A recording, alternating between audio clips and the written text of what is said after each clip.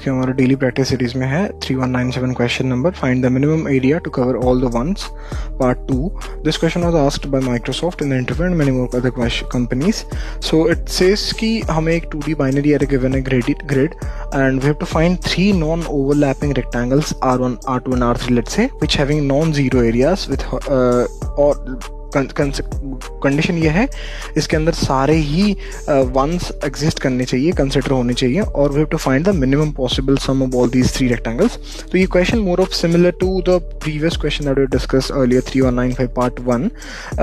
उस for example यहाँ पर अभी हम इसका एग्जाम्पल देख के समझने की कोशिश करें तो यहाँ पर एक rectangle 1 R1 let's say and R2 let's say and R3 ऐसे 3 डिवीजन में करें तो इन टोटल हम 5 एरिया हो रहा है and we can say that the total all of the ones are included in it.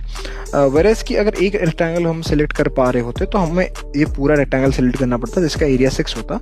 तो वही है क्वेश्चन लॉजिक वाइज भी डिफरेंट होने वाला है बट मोर ऑफ उस प्रीवियस क्वेश्चन के लॉजिक पे बेस्ड होना चाहिए.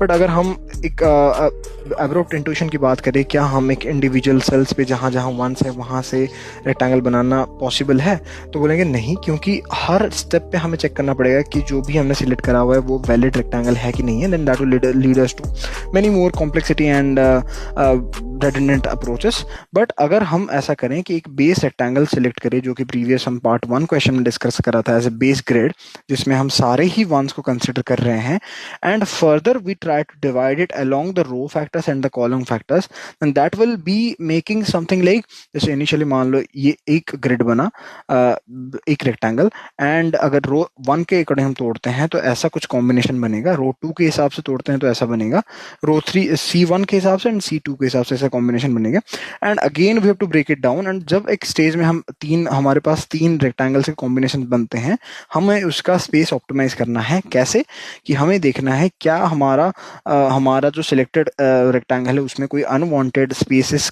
included है क्या. अगर नहीं है then we will just proceed with the space computation and that will lead us to a total answer for this question.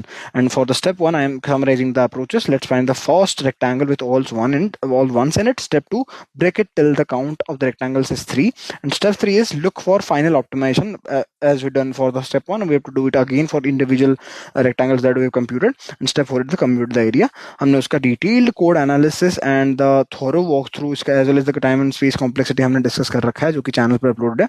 Please go and watch it.